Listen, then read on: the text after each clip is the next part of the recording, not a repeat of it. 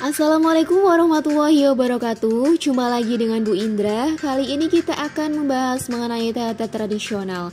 Tapi sebelum itu kita lihat dulu pengertian teater yang berasal dari bahasa Inggris theater yang artinya tajuk melihat.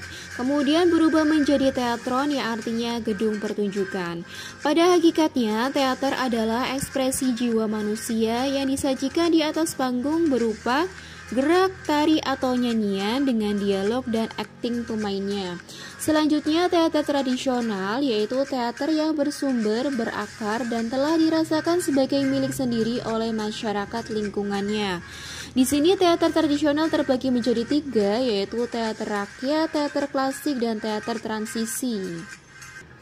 Kita bahas satu persatu. Dari teater rakyat, yaitu teater yang lahir dari spontanitas kehidupan masyarakat, dihayati oleh masyarakat dan berkembang di masyarakat itu sendiri. Contoh teater rakyat yaitu Makyong dari Riau, Randai dari Sumatera Barat, Mamanda dari Kalimantan, Topeng Arca dari Bali, dan Sinrili dari Sulawesi. Selanjutnya ada Longsor dari Jawa Barat, Lenong dari Jakarta, Debus dari Banten, Serandul dari Jawa Tengah, dan Ludruk dari Jawa Timur.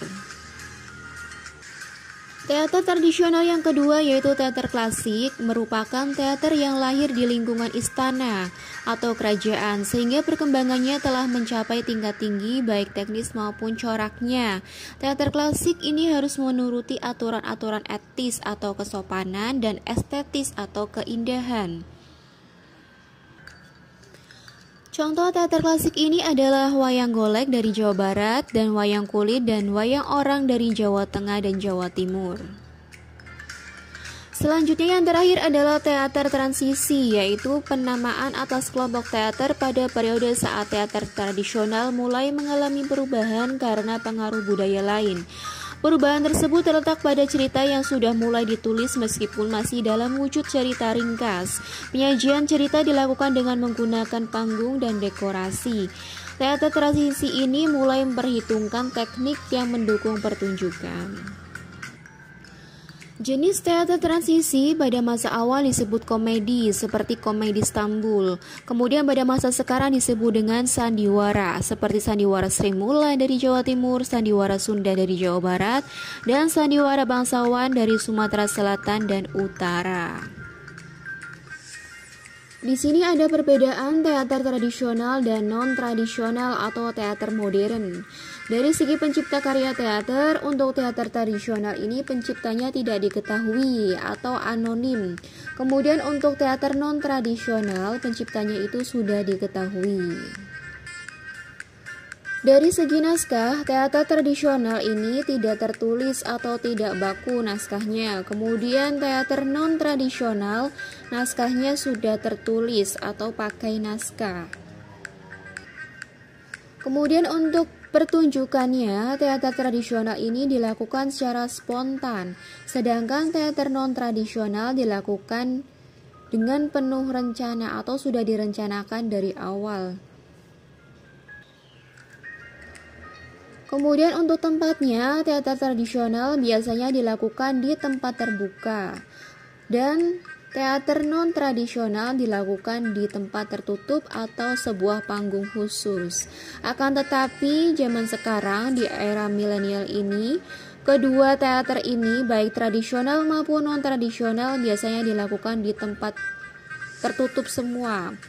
Karena mengingat cuaca barangkali hujan, jadi dilakukan di tempat tertutup atau panggung. Kemudian dari segi peralatan, teater tradisional menggunakan peralatan yang sederhana. Akan tetapi teater non-tradisional menggunakan peralatan yang lebih modern dan lengkap. Untuk penontonnya, teater tradisional ini lebih akrab, lebih bebas, dan biasanya tidak dipungut biaya alias gratis. Kemudian teater non-tradisional ini penontonnya berjarak, khusus, dan bayar alias tidak gratis ya. Yang terakhir yaitu dari segi bahasa, teater tradisional menggunakan bahasa daerah. Dan teater non-tradisional ini menggunakan bahasa yang bebas, biasanya menggunakan bahasa Indonesia, bahasa asing, atau campuran. Selanjutnya kita akan membahas mengenai unsur internal dari teater, yaitu naskah atau skenario, pemain, sutradara, pentas, properti, dan penataan. Dan unsur eksternalnya adalah staf produksi, direktur, stage manager, desainer, dan kru. Unsur internal yang pertama adalah naskah atau skenario. Naskah adalah karya sastra dengan media bahasa kata yang nantinya divisualisasikan ke dalam pementasan. Naskah ini meliputi alur, tema, setting, dan point of view atau sudut pandang. Yang kedua adalah pemain. Pemain adalah alat untuk memperagakan tokoh, tetapi bukan sekedar alat yang harus tunduk kepada naskah. Pemain di sini terdiri atas protagonis, antagonis, deuteragonis, tritagonis, foil, dan utility. Kemudian yang ketiga adalah sutradara. Sutradara adalah orang yang bertanggung jawab atas jalannya pementasan dari awal perencanaan hingga akhir. Sutradara bertugas menafsirkan naskah dan mengaktualisasikannya ke dalam bentuk seni garap teater secara utuh, dari persinggungannya dengan naskah yang memunculkan interpretasi sampai mengaktualisasikannya ke dalam seni pertunjukan. Unsur yang keempat adalah pentas. Pentas maksudnya di sini adalah panggung atau tempat untuk melaksanakan pertunjukan teater.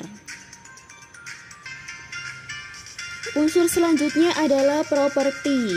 Properti adalah semua benda tidak bergerak yang digunakan di atas panggung pementasan teater yang berguna untuk membentuk setting cerita. Contohnya pemandangan, makanan, pintu, perabot, jendela, kursi, pohon, dan sebagainya. Kemudian unsur internal yang terakhir adalah penataan. Penataan di sini meliputi penata musik, penata rias, penata panggung, penata lampu, dan penata properti. Untuk penataan ini sudah pernah Bu Indra bahas pada video sebelumnya ya. Jadi kalian bisa lihat video itu untuk lebih paham atau melengkapi video ini. Nah, itu saja yang dapat Bu Indra sampaikan mengenai teater tradisional dan unsur-unsurnya. Untuk selanjutnya silakan kalian pahami materi yang sudah Bu Indra sampaikan tadi. Selamat belajar, selamat berjuang. Jangan lupa untuk selalu menjaga kesehatan agar kalian bisa beraktivitas dengan maksimal. Terima kasih. Wassalamualaikum warahmatullahi wabarakatuh.